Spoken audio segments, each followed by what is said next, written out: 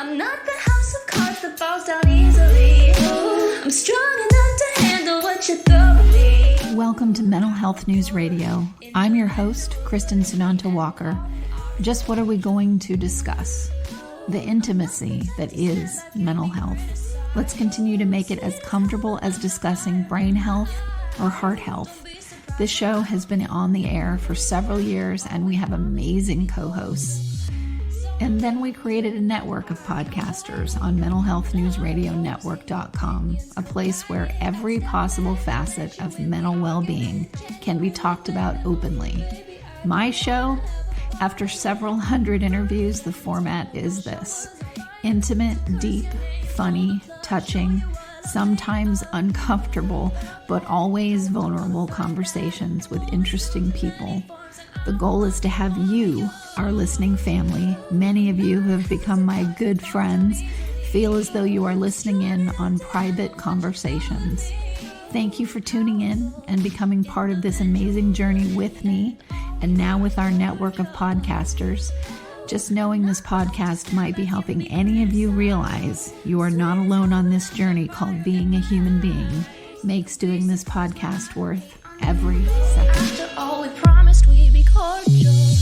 Hi, everyone. I've got two awesome guests today. One of them is a new podcaster on the network, and you'll hear more about her in another show. And a colleague, friend of hers that is joining us as well. And you know, I love to go off the beaten path when it comes to things like spirituality. So today's show is with the perfect people to do that. We're going to kind of frame this around irreverent spirituality or irreverent growth, whatever we want to call it. So Sarah, Roxanne, thank you for joining the show.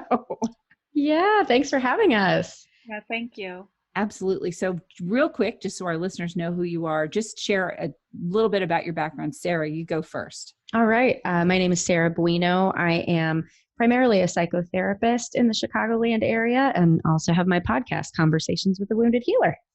Which I love that name. Yeah. And Roxanne, how about you? Hi, I'm Roxan McDonald. I have a podcast, Spiritual AF or whatever. And that is from my Instagram account, spiritual_AF. I worked in substance abuse recovery for many years, and now I'm a full-time writer. So Roxanne, I think it's funny that when Sarah was telling me about you, she mentioned your Instagram handle, and I went, I'm pretty sure I already follow that. And I did. Thank you. It's fantastic. So let's open up the conversation around, what is irreverent spirituality, or the need to, in my game, or my way of thinking, get into what seems like a more for real, down and dirty, authentic conversation about things like your spiritual health, mental health, etc. What do you guys think about that?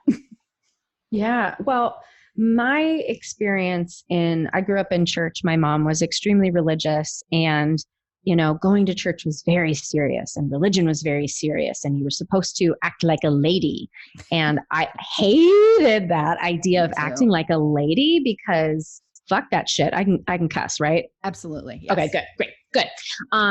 And so for me, I've always kind of had a crass humor, and I didn't really step into my spirituality until my parents died. It's been about 6 years ago now. And since then, I think, having my mom like literally not on this earth anymore kind of gave me permission to just be who I am in my spiritual self and incorporate my sassy, dirty side as well. So Right. For me, it's just authentic. Right. Exactly. I would never have, listen, I have bucked the whole, behave like a lady, want to dress more like a little girl, all that kind of stuff. I have been bucking that since I was, old enough to stand. So, but Roxanne, what about you? Why did you go in the direction that you've gone in? Have you always been sort of going in that direction, or was it in reaction to a more traditional trajectory? Well, I am lucky. I didn't grow up in a religion, and I grew up in Santa Cruz, California, where there is a lot of alternative spiritualities. Most of my friends' parents growing up were like, Wiccan doing solstice dances or, meditation and all of that. And so I actually came into spirituality when I got sober when I was 15 years old. Wow, And impressive. yeah, I was really lucky. And then started becoming a seeker. And what I found was that there was this seriousness about spirituality and this like kind of lack of self-reflection about like, if you're spiritual, then you talk like this and you're soft and there's only room for this. And I was this rightfully angry punk rocker who was both very in need of peace and in need of spiritual tools, but really not drawn to the soft side of a lot of that stuff. And so I was lucky enough to find a group of people who started meditating together, and then we would meditate together, and then to go to punk rock shows, and then practice these spiritual principles while still engaging in our like grrr stuff. Right. And then as somebody who grew up, I still don't I'm not necessarily more angry, but I'm really playful. And I thought I've seen that there are so many times where I'm at trainings or workshops or spiritual things, and then there's this group of people on the side who are kind of secretly being like, poop jokes are funny. I would be sitting over there. Yeah, same, exactly. Same. And so instead of continuing to be like, oh, well, we're just sneaking in here, to just go, no, this is actually part of our jam, and to make more room for people like me. And that's what my platform was about engaging both in the playfulness and irreverence of personal development and the seriousness. That I don't think the playfulness takes away from the seriousness. Agreed. Right. I told this to Sarah, and I wanted to say this to you too. I get asked, not all the time, but I do get asked, hey, will you create another podcast network? Because, look at what's been able to be done with mental health, which, everybody, when I first went on this train to make a mental health podcast network, people were like, that is going to fail. And I'm not saying it's some grand success and I'm driving, a BMW. I wouldn't anyway, but it is still going, and we have over 55 shows now. So it has legs, but I get asked to create other networks because I already have the foundation for it. And I'm like, I don't care about doing a network about auto manufacturing. Like I don't, I know how much work this is. Like I even have people calling me and trying to pick my brain as to how they can copy what I've done under the guise of, oh, we want to be on the network. And I'm like, I know you just want a copy of my contract so you can go create your own network. Go ahead. Like you could have just asked me. Great. Have another mental health network. And I also know it's a lot of work and a lot of money, a lot of time. And if you're going to do this, you better have perseverance under your wing. So all of that being said, when I talked to Sarah, I thought, you know what? I could do a spiritual podcast network. Like not spiritual. Maybe that's not the right word. It doesn't even feel so much maybe like the right word, but I would be happy to do that because I love it. I love these topics. I love these kinds of conversations, and having different shows about examining all the different areas of spirituality, including the irreverent side of it, would be fun for me, Yeah.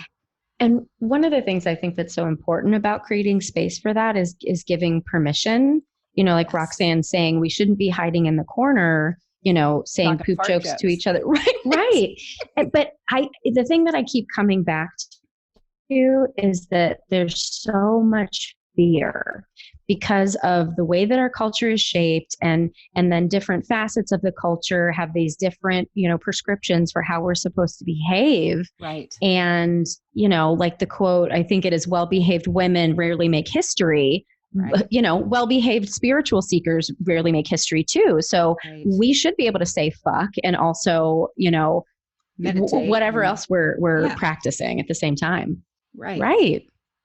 Yeah, I totally agree. And what's so funny, Roxanne, about hearing you say your piece with the punk part and everything, I was that too, or, anyone that knew me in high school and that is listening, go ahead and laugh, because I was obviously a wannabe, total wannabe punker. But, I'm going to be 50 in January. So that was the age group for me. It was when NXS came out, it was when the Sex Pistols, it was with Circle Jerks. I mean, punk rock was my music thing. And what I found funny on my own spiritual journey was, because I didn't grow up religious at all. I started going to Church of Religious Science, Unity, what's the other one? Science of Mind churches in 8th grade.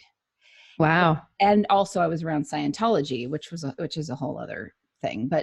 But that's what I was around. So when I moved to Oklahoma from Orange County, California, culture shock, and I was invited to all these Christian churches, I actually thought, like what you're saying, Roxanne, I showed up at those and went, am I on candid camera? Like, this can't be, this cannot be real. Like, is this for real? That's how I felt about it. I felt like it was so just odd. Even my son came in at 5 and said, yeah, I was just in Sunday school, Mom. They told me I was born a sinner. Good job. Wow. Like, okay, we won't be coming back. So anyway, I think that this is more quote unquote mainstream than what we think. It's just that we still carry around with and by our own issues and the way we've been treated about how we believe things, but also from society, that we shouldn't talk the way that we actually do. But the reality is it's more mainstream than the opposite. Yes, I totally agree. Though that there is a culture that tells us to straighten up and act right when we're being spiritual. And for myself and how I've gone about developing my platform with the spiritual AF thing is that I will get people asking me, well, what's actually spiritual about this? This looks like personal development. What could be more spiritual than personal development? Yes. But for me, I'm like, if your spirituality doesn't go all the way to your feet, like meaning your actions, then it ain't shit. Yeah, right. And so that about focusing on, does it make me kinder? Does it make me more compassionate? Am I engaging in the world in a better way? Am I kinder to myself?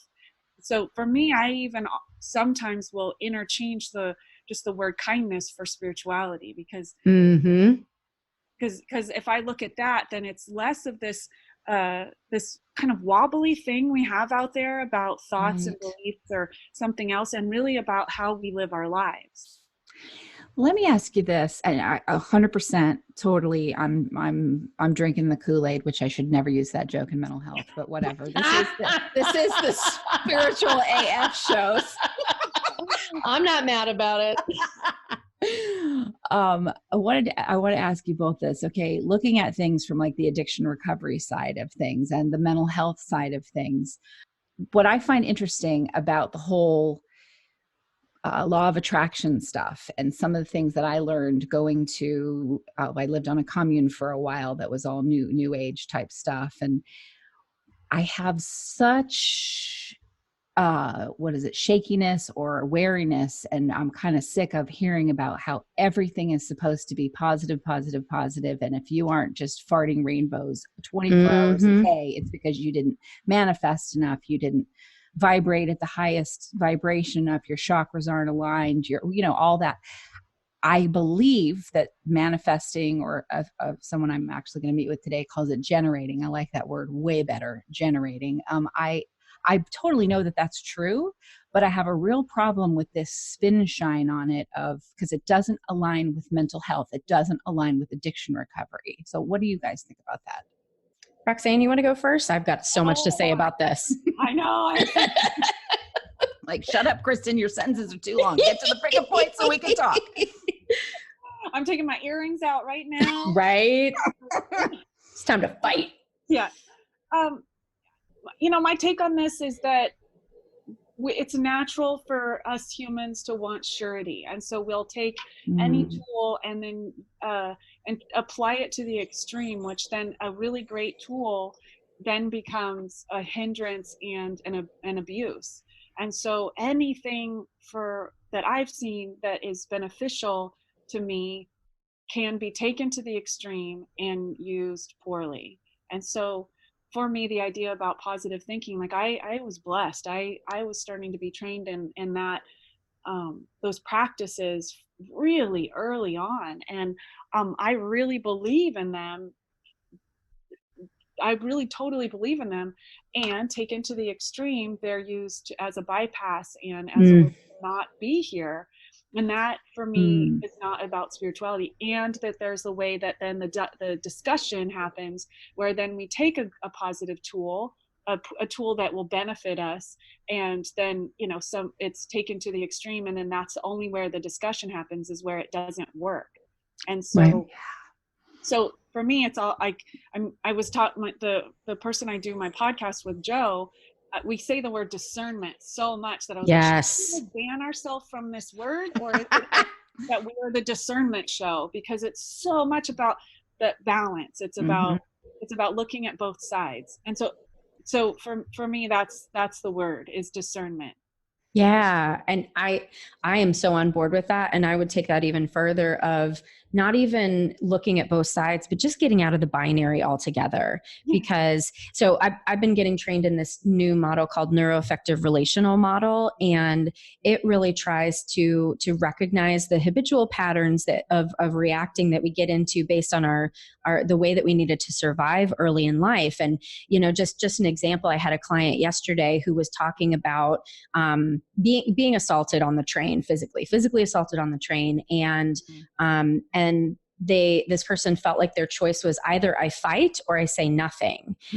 And we really stepped into, okay, well, what does it look like to actually, if you owned your power and then you made a choice from that rather than just reacting to what happened, what does that look like? And that's outside of the binary. And this person was like, oh, owning my power actually means, I can say no and walk away. I don't have to create a scene. I don't have to fight this person. I don't have to do all these things. And that is, I think the spiritual evolution that we're being called to right now is really to step out of the binary. And one of the things that I teach a lot about is self-compassion.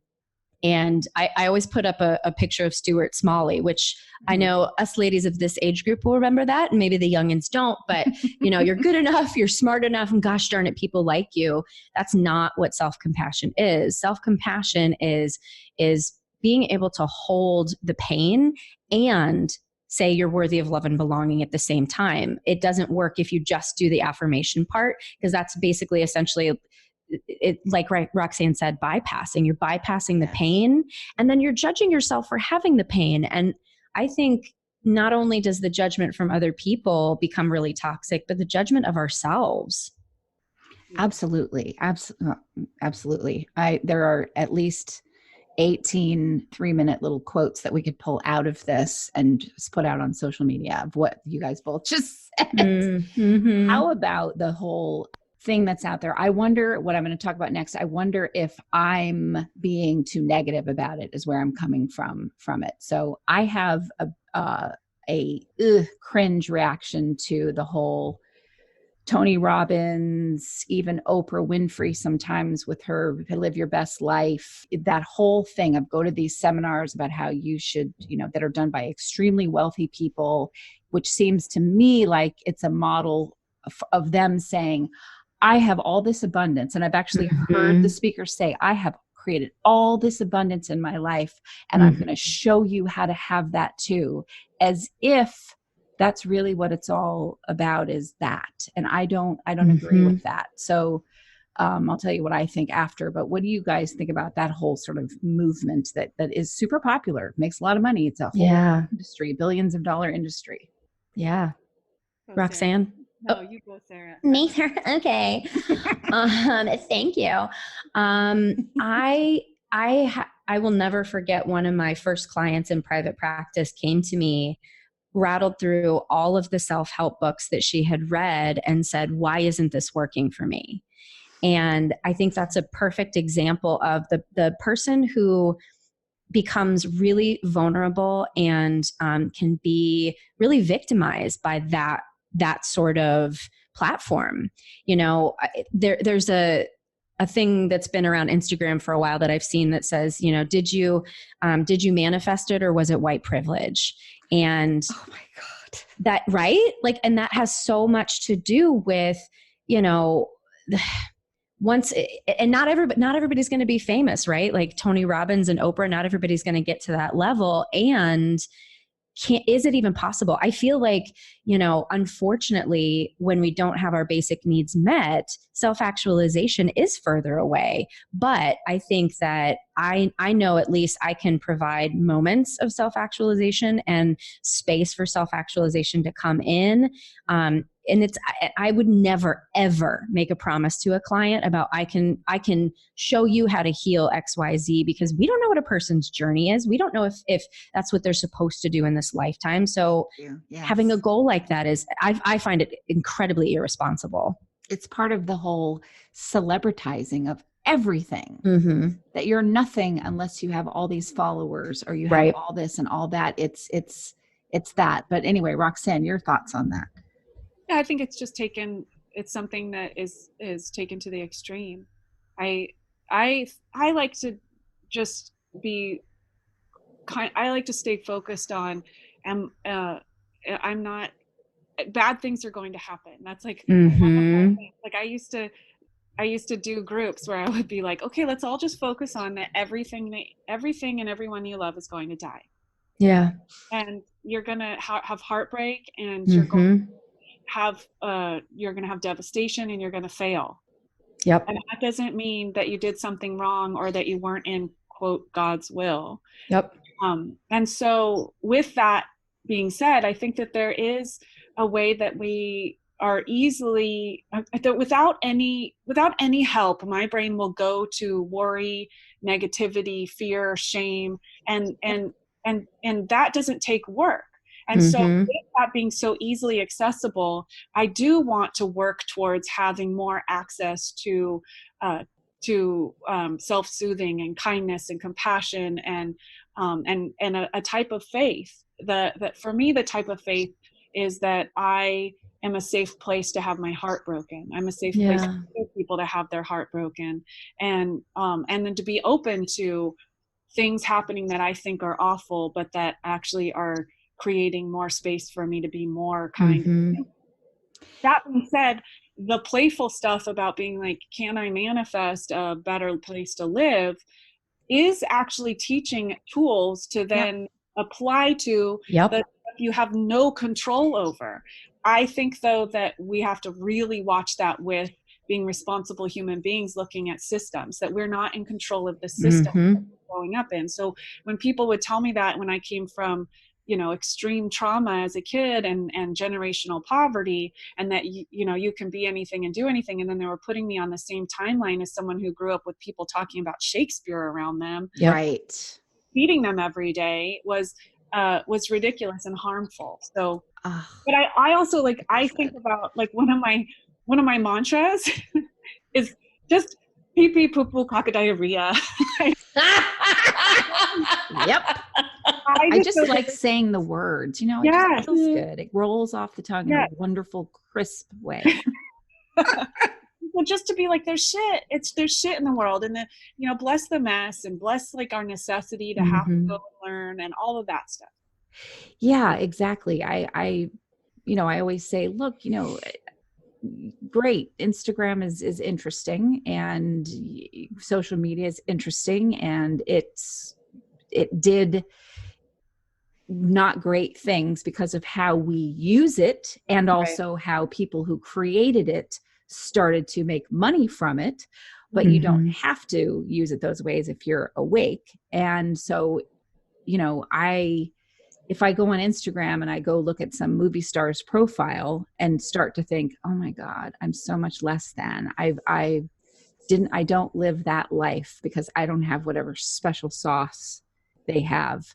that allows them to dance, sing, act, play a violin, and look absolutely gorgeous, blah, blah, blah. You know, whatever it is that you can sit and compare yourself over. I could be full of shit, but now I tell myself, you know what? My soul did not need to come here to be Kristin in order to be a celebrity. Maybe I did that in another life. I experienced that. My soul is here to do what I'm supposed to do to grow. So comparing myself to some other soul is just a waste of time. It's part of staying in an illness. Yeah. Unhelpful. Yeah.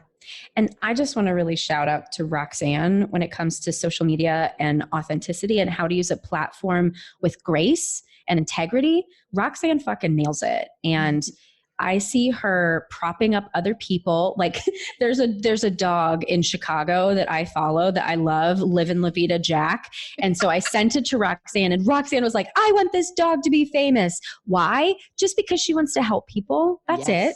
It's only out of the goodness of her heart. And I think the more people that we can follow who are doing social media in that way, in an authentic way, then our feeds don't hurt us. Our feeds actually lift us up. Yes. Very true. I would say amen, but I don't want anyone to align me with something that only says amen. Not that I have anything wrong with that, but right. But yeah, I mean, that it's very true. I mean, in doing a film, like a sort of a docuseries, or actually I was told that what it's called is a self-contained format hybrid. This film lingo about mental health. It's interesting. The minute you introduce film into something, egos can get out of control. People who normally would be really, calm and zen and whatever, the ego comes in because it's film. It's been really interesting to watch that. And I have to keep saying to people that are involved, not everybody, but some people that get involved, that is not why I'm doing this. Right. I literally am doing it for one reason and one reason only. It's another platform that reaches people who maybe don't listen to podcasts. Mm-hmm. That's it. I don't care if it gets picked up by Netflix or HBO, or I don't care about any of that. I didn't do my network or my podcast for any of that. I just want to get out there and help other people feel like they're okay in this thing called the human race, which sucks a lot of the time. Right. Yeah. I'm going to challenge that just a little Yeah, bit. go for it. Please do. I think being a feminist, which is, I think, spiritual. Agreed. Me, just like I did a social media platform because one, for that really heartfelt, there's that end of the heartfelt reason is that I stopped working with young people, and I wanted to be able to continue offering this brand of positivity and depth. And when somebody writes me and says that something I posted or my vulnerability has assisted them through difficult times or has assisted them in making positive changes, I'm excited. And I cry about it a lot.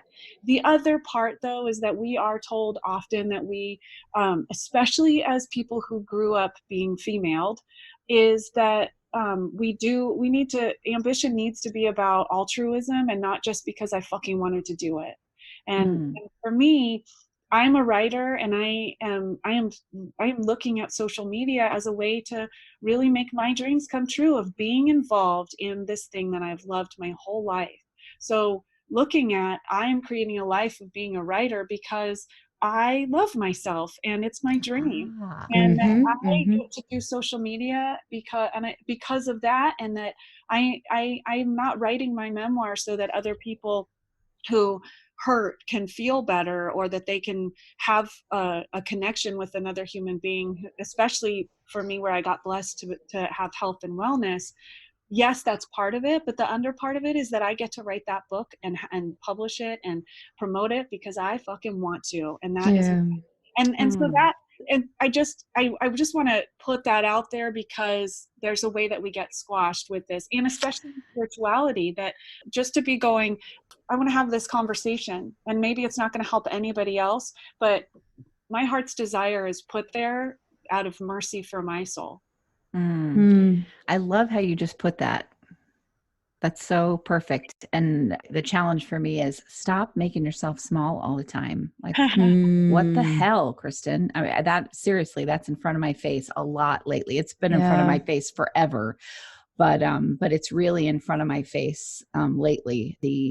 Would you stop it? It's like, you as I've worked on so many of my early childhood trauma, and then, the trauma that you create because you're reacting to your early childhood trauma as an adult, and, living a more awake, conscious life and not always having toxic people come in and all that. Right. That's a hang up for me, is just standing up and being like, I want to do this because I fucking want to do it. Yeah. And all these other things. So I love that. Thank you. Yeah. I really relate to that idea too of, I was always told I was selfish. And so that's the thing I'm trying to avoid. But part of what I know my gift on this planet is to be in front of groups of people, because I don't have any fear about that. And I've learned a lot and do have exciting things that I want to tell other people, and balancing that feeling that I have the right to do that with this is my divine purpose. And also I don't want to appear as a narcissist. It's so hard for me. Oh my God. The whole, I don't want to appear as a narcissist thing. I say that. I'll say, oh, well, that sounds grandiose. And as I'm saying it, I'm like, why? That's also me making myself small. Right. And for me, I'm like, am I willing to love myself even if I am arrogant? Even if I'm a narcissist? Even what if I am? What if my vanity is lovable? And my mind just exploded. I have nothing else to say. Well, I think I just want to I didn't put my face on my social media platform for years. People didn't know who I was at all. And then as I started leaning more into, I get to do this, and this is me, and I'm building something and putting myself out there. And then I wanted to hide and go like, oh, I'm gonna portray this person that I think I should be, which is that I'm not vain and I don't care, and that all this stuff, it's once again that perception of that person that is okay to be a person who speaks about spirituality and wellness. And then or just being polished. Like I tried to, when I started doing videos, I tried to do the polished thing and I failed miserably. And then it didn't come off well. And then it didn't work until I actually put up all of my fails. And then my engagement went up. People commented on me when I was like screaming, fuck, why can't I do this? And like freaking out. And to just put it up there too about like, I'm fine with being somebody who's like struggling with aging or really whatever, all this stuff. Can I let other people be lovable when they're in the midst of that too? Or that there's nothing wrong with you is the question I ask a lot. Right. It's such a kinder way to walk through life with yourself, who is the one person that walks with you your entire life. So being kind to yourself is Well, it's scientifically proven. If you're hanging out with somebody who's being an asshole to you all the time, you're probably going to be an asshole to somebody else. So just being kind to ourselves, it's like if I'm hanging out with me all the time, like if I'm nicer to myself, I'm going to be nicer to other people. So it's public service. Yeah, such a good point. Oh my gosh. Okay. My mind is blowing up too, and I have nothing to say after all that too. And I'm having to really go, okay, Kristin, stop with like, I'll get asked to speak at an event because I just am myself. I'm very much myself when I get up on stage. I have been forever. And then as I get asked to do another one, I'll go, okay, but let's bring another person to do it with me. Because I'm not enough. I do it all the time. I just got asked to speak at something and I brought 3 other people with me. not because I'm nervous about speaking or that I don't think I'm good at it. I know I'm good at it or they wouldn't have asked me to come, but like, I'm not enough. I got to have these other people there because people won't, whatever it is, imposter syndrome, whatever. So that's, yeah, very, very interesting. Well, obviously we could do tons more discussions around this, but last question for both of you is walking in the world of being so much kinder to yourself and also dealing with very raw, real things like addiction and mental health issues, trauma, what have you. How do you see the direction of where our society is today? And I know that's a big question for right left, but just a couple of snippets on with what we've got going on out there in the world, what we've got going on in spiritual realms and also religious realms, just a few things that you see, Roxanne, as with your platform, with people that write in, and you see Sarah as a counselor. You first. Yeah. I tend, so I'll just say that for my well-being right now, I have gotten much smaller in what I am paying attention to. So I'm practicing really paying attention to my smaller community and not going global right now, because I got really I was having a hard time doing the things I'm needing to do and staying there. So I just want to preface that with that. I will say that social media can be extremely ugly and see a part of society that you really don't actually usually see. I always say that, like, whatever. People are showing their ass on there. It's like they're exposing themselves in a way that we wouldn't normally if we were just interacting in a different way without the internet. And there's this massive amount of just kindness. People are going out of their way to be kind to each other far more than the ugliness. And then just to look at just look at the world is actually getting less violent. We're less violent than we've ever been in history. But we're way more in touch with what's going on globally. So it seems like we are going backwards, but what's happening is we're more aware. And so I think just to balance those two things of going, we are now expanding into making more positive change happen because we are aware of how horrific things are thousands of miles away from us. And then the past we weren't. Right. I love that.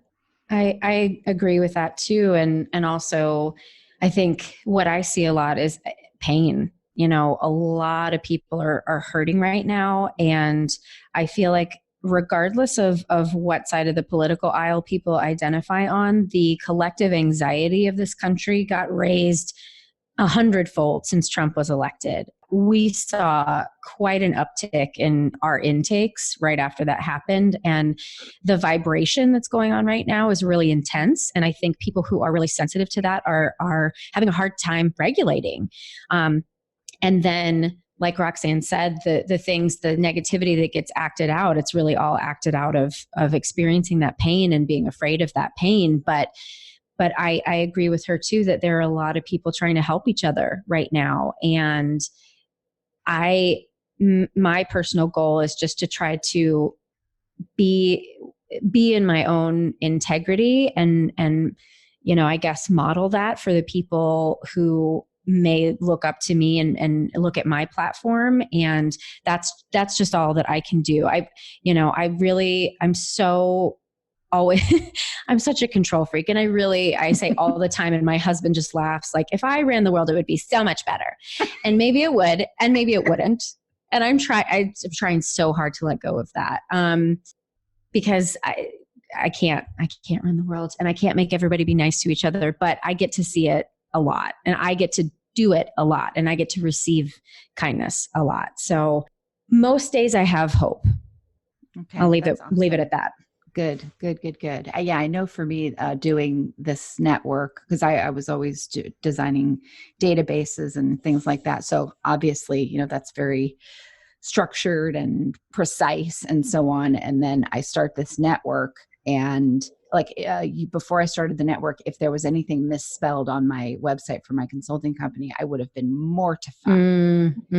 I start this, it involves a lot of other people, their spelling issues. I don't have the care or the funding to go pay somebody to correct the amount of content that comes on our network site. Oh, I bet. So I'm like, you know what? I am walking around, and if there is egg on my face all day long, every day, because there are some serious dust bunnies in the corner of my company, that's freaking okay. Because guess what? That is how life is. Yeah. So just modeling with my company how it really freaking is out there anyway.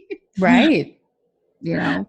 So it's been such an exercise in just letting go of that control. But God, yeah, it's difficult. So, okay, fantastic. Sarah, tell our listeners where they can find out more about you.